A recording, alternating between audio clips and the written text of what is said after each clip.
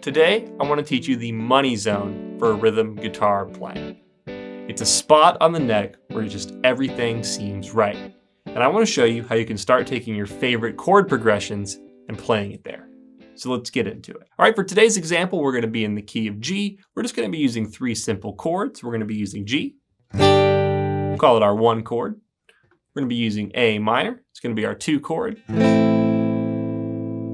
And our D major, which will be our 5 chord.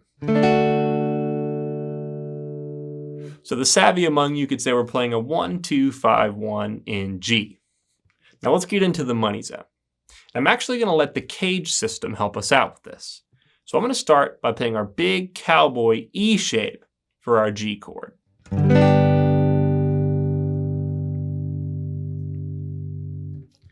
And all I'm going to do is from that shape, I'm going to pick out 3 strings. The D string, the G string, and the B string. Those notes right there are enough to tell you that you have a major chord because we have root, 3rd, 5th. So this is a major chord shape in the money zone. Now next I want to show you D major. And we're going to use our C CAGED shape to help us there. So D major in the C position sounds like this. And out of this shape, we're going to grab 3 notes on the same strings. Our D string, G string, and B string. So we have, and intervallically that's 3rd, 5th, and root. Now if the CAGED system is something that's new to you, or simply something you want to brush up on, check out the free video linked in our description.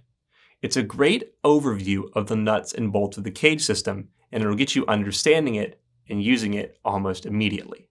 So check that out after this video. But now I want to move on and show you the last little chord shape we're going to look at. We're going to take our E shape to play a minor chord for A minor, so this. And all I'm going to do is I'm going to pick out the notes on the D string, G string, and B string for our A minor triad. So we have our G, our A minor, and our D. We're ready to play a 1, 2, 5, 1 in G. And it could kind of sound like this using these 3 shapes. 2, 3, 4.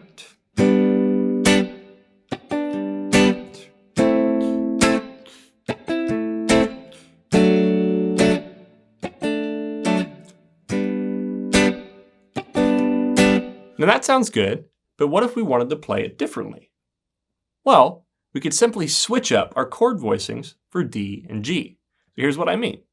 We said this shape is D major, right? 3rd, 5th, root. Well, if I wanted to use this shape to play a G major, I would simply slide it up until G is the root. Same shape, but now we have a G major chord. Similarly, we could take this shape that we're using to play a G chord and play a D chord with it. We'd slide it up until our root is at D. So, and if we use the same shape, now we have a D chord. So now we could play our 1, 2, 5, 1 like this. Our new shape for G, A minor, our new shape for D, and then we could go back to our new shape for G. So we could go like.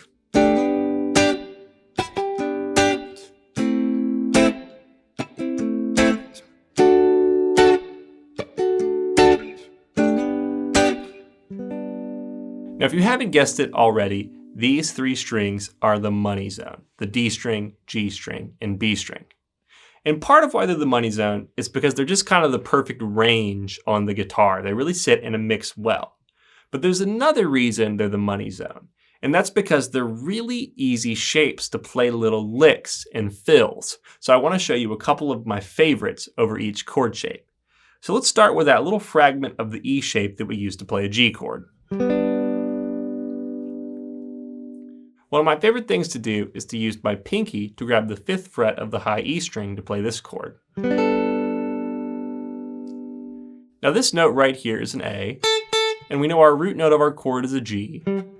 So this is kind of like an add 9 idea, but it sounds really good over the 1, 4, and 5 chords of a given key. So over G it would sound like.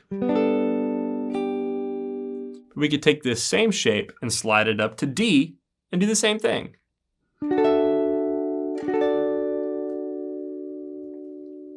Another one of my favorites in this shape is to take my pinky and hammer on from the 3rd to the 4th.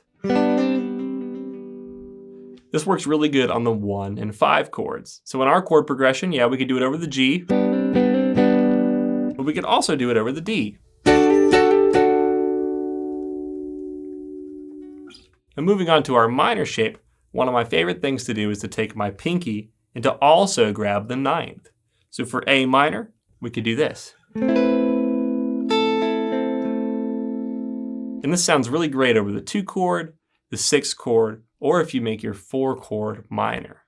So just for example, if I wanted to play C minor, add 9, I would take this same shape and just slide it up until C is my root. So A, B, C. So here's C minor, add 9.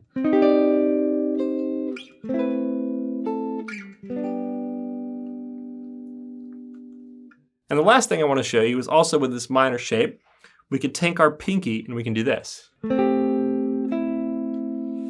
So for my A minor here, what I'm doing is I've got my index finger on the 5th fret of the B string and I'm using my pinky to grab the 8th fret and just do a little pull off. Now intervallically, that is the flat 7th of our A chord. So again, this would sound really good on the 2 chord. If we wanted to go to E minor, it could sound really good over the 6th chord in the key of G.